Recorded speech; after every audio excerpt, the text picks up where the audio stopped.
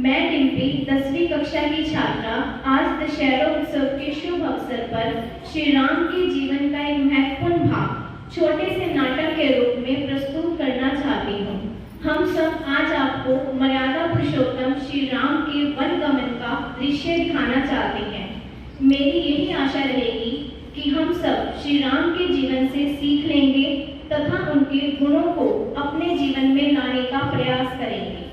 आइए देखते हैं वह दृश्य जहां रानी केकई की दासी मंथरा केकई को राम के खिलाफ भड़काती है।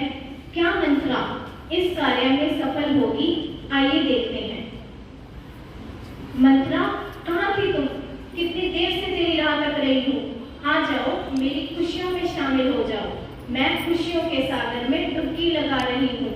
मुझे तो बस एक ही बात दिखाई दे रही है, मेरा राम कब राजा बनेगा। तुम क्या खुश हो रही हो? राम के राजा बनने से तेरा बेटा दास बनेगा, दास। चेहरा अच्छा नहीं है तो कम से कम बातें तो अच्छी कर सकती हो। जरूर लक्ष्मण ने ही तुम्हें कुछ कहा होगा। मेरा राम तो सबसे प्रेम से बात करता है। राम पूरे राज्य को हड़पेगा, तुम और तुम्हारा पुत्र हाथ मलते रह जाओगे। मंथरा, मंथरा, मंथरा, चुप हो जा। ये कैसा विष बोल रही है? राम कभी ऐसा षड्यंत्र नहीं रच सकता। तू दासी बनेगी, दासी, दासी बनेगी, दासी।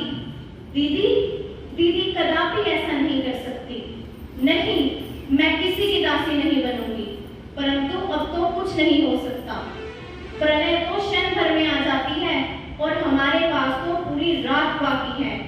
ठीक है, तुम जो कहोगी मैं वैसा ही करूंगी।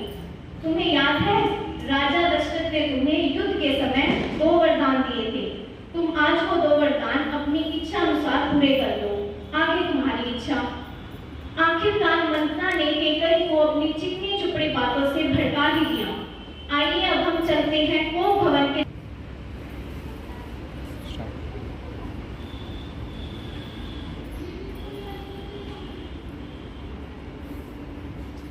देवी, देवी केकई, क्या बात है? ये आपने अपनी क्या दशा बना रखी है? क्या हुआ? आपको जो चाहिए हम लाकर रख देंगे, कहिए तो सही। आज फिर नए वचन ले आए। अब तक तो आपने अपने पुराने वचन भी पूरे नहीं किए। कौन से वचन देवी? देखा, आप तो वो भी भूल गए। महाराज, जब आपका असुरों के साथ युद्ध हुआ था तब मैंने आपके प्राण बचाए थे। उस समय आपने मुझे 2 वरदान दिए थे, याद है? या वो भी भूल गए? याद है ना, तुम जो मांगोगी वो दूंगा। मुझे अपने पुत्र राम की सौगंध। देख लेना, फिर पीछे मत हटना। हाँ, मांगो देवी, मांगो। मैं अपने पहले वरदान में यह मांगती हूँ कि मेरे पुत्र भरत का राज्याभिषेक हो, राम का नहीं। और दूसरे वरदान में यह है कि राम को 14 वर्ष के लिए वनवास दे दिया जाए। ये क्या मांग लिया देवी, ये क्या मांग लिया? देवी केकई के इन वचनों को सुनकर राजा दशरथ की दशा अत्यंत बुरी हो गई। और वो भी क्यों ना, बात उनके प्रिय राम की है। क्या दशरथ पुत्र मोह छोड़कर ये वरदान पूरे करेंगे? यह सब जानकर राम अपने विचार कैसे प्रकट करते हैं, आइए देखें। पिताश्री ये मूर्छित दशा में क्यों है? तुम कहते हो तो मैं तुम्हें बता देती हूँ। तुम्हारे पिताश्री ने मुझे 2 वरदान दिए थे और कहा था कि जब मन करे तब मांग लेना। आज जब मैं 2 वरदान मांग रही हूँ तो इनकार कर रहे हैं। कौन से 2 वर मांगे? पहला यह है कि भरत को अयोध्या का राज मिले, तुम्हें नहीं। और दूसरा यह है कि तुम 14 वर्ष के लिए वन में जाओ। इतनी सी बात, ये तो मैं बड़ी प्रसन्नता से करूंगा। ऐसा अवसर तो केवल भाग्यवान पुत्रों को ही मिलता है। मैं अभी माता कौशल्या व माता सुमित्रा की अनुमति लेकर आता हूँ। प्रणाम माते। मर्यादा पुरुषोत्तम श्री ने तथा अपने गति भरत को देने में जरा भी संकोच नहीं किया। रघुकुल रीत सदा चली आई, प्राण जाए पर वचन न जाए।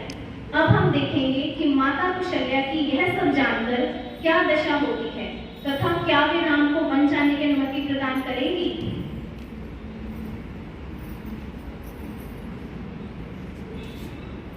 प्रणाम माते। आयुष्मान भव पुत्र, आओ पुत्र बैठो। नहीं माते, राज करने जा रहे हो इसलिए माता का दिया हुआ आसन वर्जित हो गया?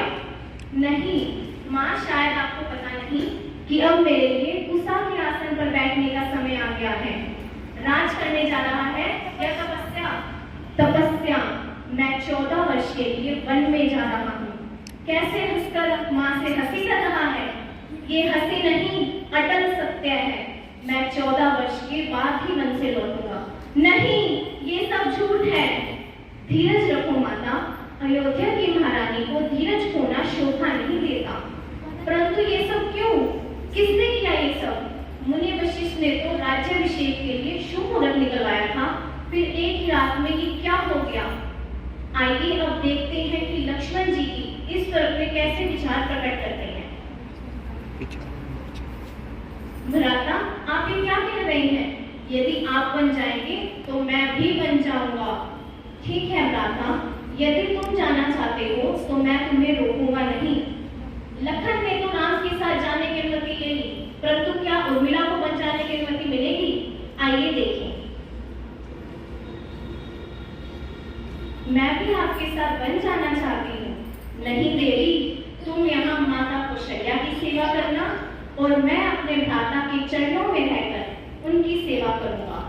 जैसे आपकी आज्ञा प्रभु। उर्मिला को बन जाने की अनुमति तो नहीं मिली, परंतु एक बहुत आवश्यक काम मिला, माता पिता की सेवा। अब सीता इस पर अपने विचार प्रकट करेंगी।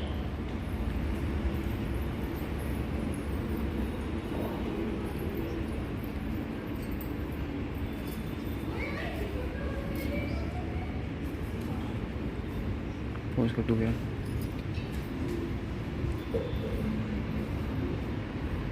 प्रणाम समस्त पितृदेव। मेरा आपसे केवल इतना ही निवेदन है कि जिसका पति तपस्वी के वेश में रहे वह राजसी ठाट से कैसे रहेगी? क्या यह उसे शोभा देगा? यह उसके पिता का मान बढ़ेगा या उसके ससुराल के कुल का यश बढ़ेगा? माता, मुझे यह तपस्वी के वस्त्र प्रदान करें और सिखाइए कि इन्हें कैसे पहनना चाहता है।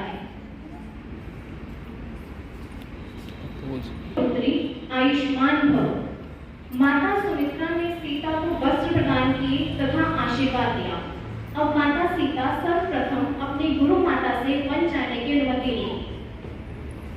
प्रणाम गुरु माता। सदा सुहागन रहो पुत्री। पुत्री, तुम्हें ऐसे विधवा की तरह रहना शोभा नहीं देता। तुम्हें सुहागन की तरह रहना चाहिए। तुम्हें कुछ गहने पहनने चाहिए। देखो, मैं तुम्हारे लिए कुछ गहने लाई।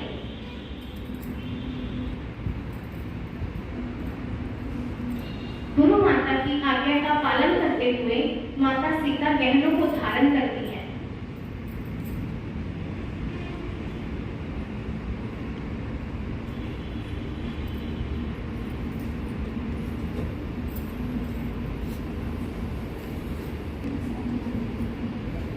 पिताश्री, हमें वन जाने की अनुमति दें।